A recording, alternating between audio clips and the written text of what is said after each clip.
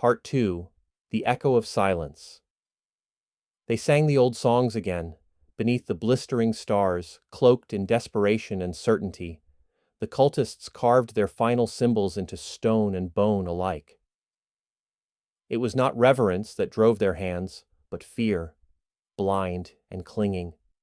Ephraim stood just outside the veil of time, as he always had, watching the tremble in their fingers as they gave themselves over to what they believed were gods. The gods demanded silence, not worship. And yet, humanity never learned to listen. It had happened before. The fifth time, now. He could feel the folding of timelines around the ritual, the scar tissue of a world forgetting itself. Dimensional fault lines shimmered in the air like heat waves, twisting geometry and memory alike. In that moment, Ephraim knew they had not scratched the surface, not of knowledge, not of possibility, not of truth. He grieved, not for the world, but for the squandered chance. Beyond the veil, beyond matter and energy, lay infinities so vast they begged new languages. There were truths in that space that bent the hermetic principles themselves, living laws, evolving like consciousness. And still, humanity clawed at shadows on a cave wall, convinced the flame was divine. He whispered into the stillness, unheard but intentional. There's always more. The ground shook as the ritual reached its crescendo. Something tore, ether and earth alike, and the waters rose. The sky wept solar fire. The cataclysm unfolded with the choreography of inevitability again, like a song on loop. A forgotten god awakened, but there were no heroes left to greet it. Only smoke, silence, and dissolution. Ephraim did not intervene. He never did. Because at the apex of every epoch, there is always one. Someone who can see beyond names and shapes, someone who can feel the weight of unspoken laws in their bones. One who understands that to imagine is to create, and to create is to know. He watched and waited. The one who finds me, he said to the void, will eventually surpass me. Behind him, the echoes of the ritual became memory. Before him, the world began again. Chapter 37. The Proper Order of Things. Leland Cumberland stood at the head of the mahogany conference table, hands folded behind his back. His chin jutted proudly into the stale boardroom air. His tie was an offensive shade of paisley, his comb-over perfectly shellacked into place. A thick dossier sat untouched at the center of the table. His voice, as always, rolled out like an over-oiled machine, slow, deliberate, with the unmistakable cadence of a man who believed himself not only to be right, but to be the rightness incarnate.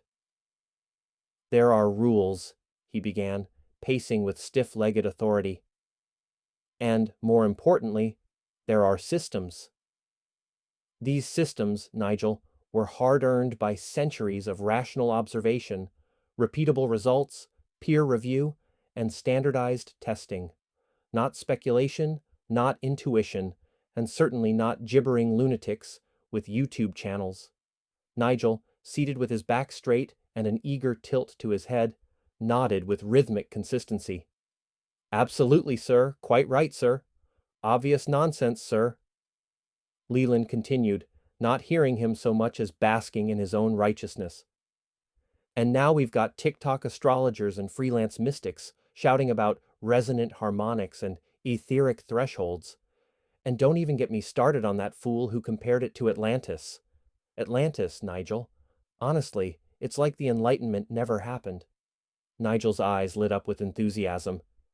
Barbarism masquerading as curiosity, sir. Disgraceful. Exactly, Leland barked, slapping the back of a chair for emphasis.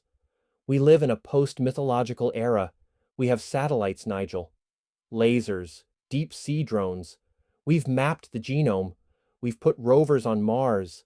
And still, people would rather believe in shadow governments and underwater portals than accept that we don't know everything. And what we don't know is simply a matter of yet-to-be-measured data. Faith and facts, sir. That's what built civilization. Leland grunted approvingly. Which is why you are going to the Bahamas. Nigel blinked. Sir? To contain it. Control the narrative. We can't have bloggers crawling over the site trying to dig up ancient gods with a rusty spoon and a bad attitude. You'll liaise with the local authorities, make it an environmental hazard or a seismic testing zone, whatever sounds suitably dull. Nigel scribbled this down furiously, his penmanship painfully neat. Absolutely, sir. Misinformation is a contagion. I'll vaccinate the island personally. Leland sighed, as though the entire intellectual weight of the universe rested upon his shoulders. What I wouldn't give for just one generation that believed in order, in structure, in linear cause and effect. And the scientific method, Nigel chirped. And the scientific method, Leland echoed with solemn gravity. That is the only real magic, Nigel, the magic of truth through scrutiny.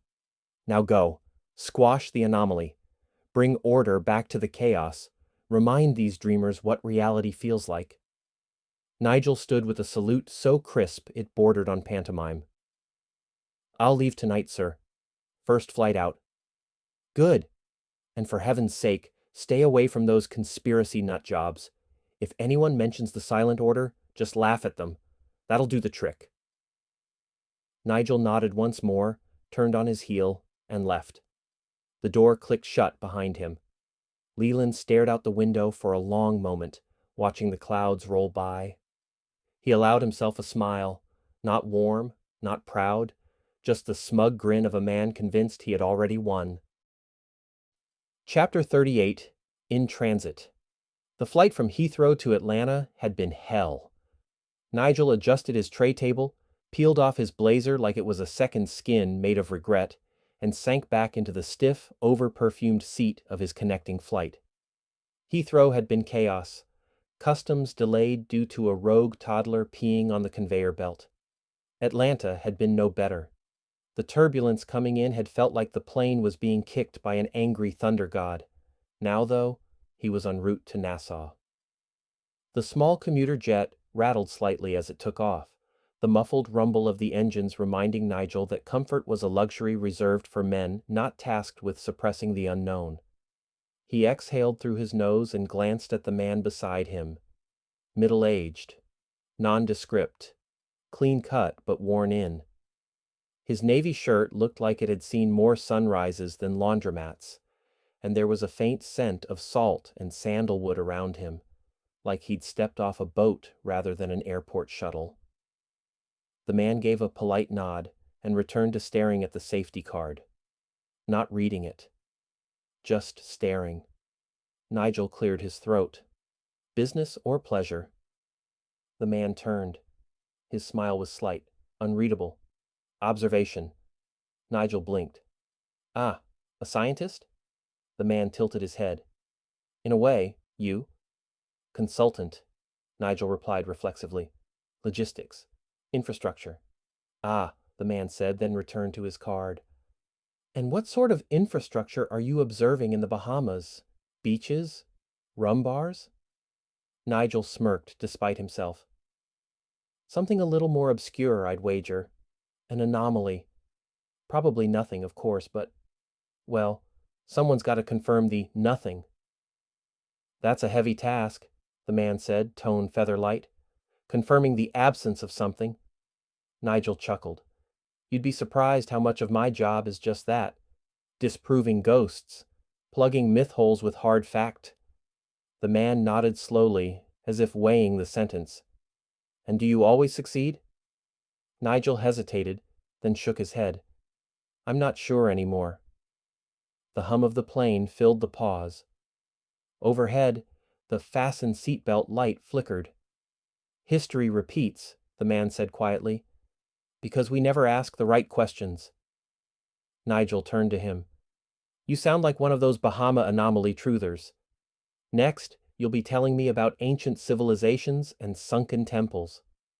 Would it surprise you to hear that I've seen 5? 5 what? Extinctions, the man said. Nigel stared. The man's eyes remained calm, almost sad. 5 world-ending events, 5 resets, and not one of them was truly the end, just change. I suppose you're talking metaphorically. I'm talking structurally, thermodynamically, spiritually, whatever language comforts you. Nigel bristled, then frowned. You're not with any institute, are you? No, the man said. I've been around longer than most of them. But I read. I listen. I remember. Nigel turned toward the window, trying to mask the sudden itch in his spine. There was something off here, but not wrong. Just familiar, in a way he couldn't place. You sound like someone who still believes in magic, Nigel muttered. No, the man said. I believe in possibility.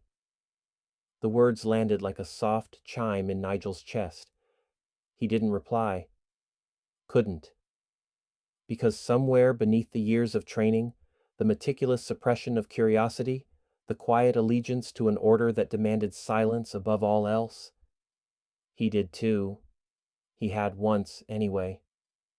The man leaned back, folding his hands in his lap. You'll see it soon enough.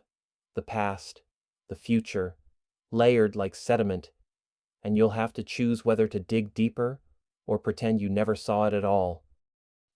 Chapter 39. The Right Question. Doug Weapons stared at the professor like the old man had reached into his skull and rearranged everything he thought was solid. The room was quiet, save for the hum of the antiquated radiator and the faint shuffle of Miranda leaning on the edge of the circulation desk. Dr. Greaves's words still echoed, not loudly, but like the resonance of a bell rung deep in his bones. Reality is not what you think it is, Mr. Weapon. It's what you remember it could be. Doug blinked. Hard. This wasn't some DMT vision quest with jungle birds and native drums. This wasn't his drunken late-night ramblings or speculative podcast binge. This was here. Now. Delivered not by some disheveled cultist or wide-eyed TikTok prophet, but by a man who looked like he'd graded too many papers and slept too little in mothballed tweed. And he hadn't laughed. Not once. Doug leaned back on the creaking wooden chair, his palms flat on the tabletop as if he needed physical grounding to not float off. He fought the wave of denial. This is nuts. It's all nuts.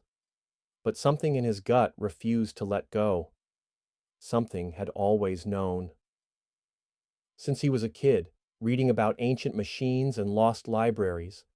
Since his dreams began to shift and the world started glitching at the corners of his vision. Since the hyperlink. He looked to Miranda. Her arms were folded tight. Not closed off, but containing something. Her eyes, sharp and smart and searching, darted between him and the professor. And there it was. Doubt. Not disbelief.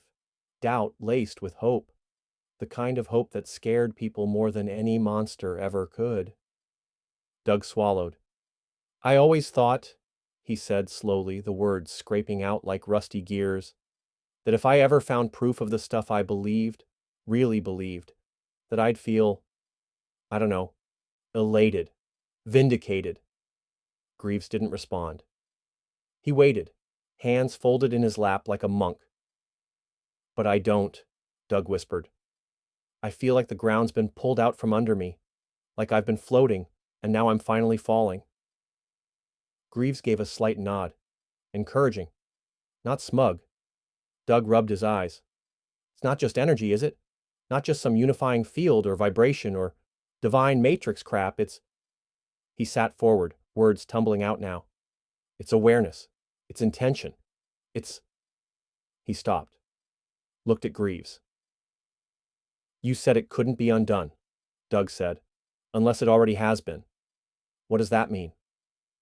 Still, the professor was silent. Doug exhaled sharply and stood, pacing once before slamming back down into the chair. He stared at the old man. What's the right question? Greaves tilted his head, not surprised, almost relieved. Doug felt it stir in him, like the answer had always been waiting inside him, buried beneath cynicism and sarcasm and snacks, the same pull that led him to the link, the article, the bookstore. That night, Miranda, all of it. He looked up. "If all possibilities are real," he began, voice steadier than he expected, "then what decides which one we live in?" A pause. Greaves inhaled slowly, like the moment required ceremony. His fingers twitched once, tiny, like a pianist before the first note. Then he nodded, and for the first time since Doug had entered the room, the professor leaned forward. "This," he said, "is the moment we begin." Chapter 40. The Road to the Lecture Hall. Dr. Greaves rose from his chair with the calm finality of someone who had waited lifetimes to stand at just the right moment. "Miranda," he said softly, turning to her with the faintest crack in his stoicism, "do you still remember the way to my old lecture hall?" She blinked, caught off guard, not by the question, but by the sudden formality of it. She nodded slowly. "Of course." "Would you be so kind," he continued, "as to close the shop for the day and drive us there?" He glanced toward Doug. "If I'm to do justice to what comes next, it needs context and time, and a space built for ideas." Doug opened his mouth to object, or maybe to joke, but something in the professor's eyes cut the impulse short. Miranda moved quietly, pulling the chain across the bookstore door, flipping the sign to closed, and locking it with a soft click. No explanation offered to the empty sidewalk, just an acceptance that the day had changed its shape. They climbed into her aging Subaru, Doug in the back, Greaves up front, staring out through the windshield as if watching ghosts dance along the road ahead. The car rumbled to life and they pulled away from the curb, swallowed quickly by the hush of Sunday morning streets. Miranda's hands gripped the wheel tighter than necessary. The familiar roads unfurled ahead, sun-dappled and drowsy. Students with coffee and earbuds shuffled along cracked sidewalks. Trees, bare-limbed in early spring, clawed gently at a cloudless sky. She remembered these roads, remembered them too well. The professor had taught her entire paradigm of reality, only to vanish without warning midway through her final term. There were rumors, sabbatical, breakdown, theories whispered in library corners, but nothing concrete. Now here he was, back, unbroken, and saying the kinds of things that would get someone institutionalized if they didn't have tenure. Miranda didn't speak. Her thoughts swirled like the leaves caught in the wind tunnels between buildings. Why now? Why Doug? Why her? And underneath that, why does it all feel like fate? Doug sat in the back, arms folded, eyes scanning the blur of the world outside like it might suddenly offer subtitles. His brain refused to settle. Words collided. Infinity, possibility, memory, reality. It was like the hyperlink had exploded, and now he was living inside the web page. He looked at the professor's head, still and statuesque from behind. There was a gravity to the man that wasn't about age or intellect. It was like he knew something had already happened, and he was just catching Doug up. Doug wanted to scream, or laugh, or punch the headrest. Instead, he stared out the window and watched a mother tug a child past a chalk drawing on the sidewalk. A spiral. A symbol. It caught his eye. Then it was gone. His mind looped the question again. What decides which possibility we live in? And its echo returned something strange. The one you feed. But what was he feeding?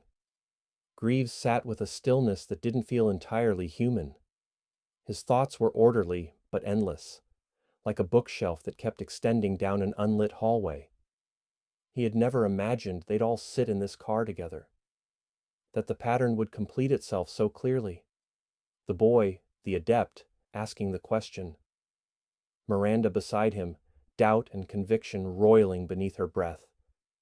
And himself, the keeper of a story no one was ever supposed to tell. Until now. As the university gates appeared, flanked by ivy-covered brick and wrought iron, He allowed a small smile to cross his face. Not of joy, not pride, recognition. It was time.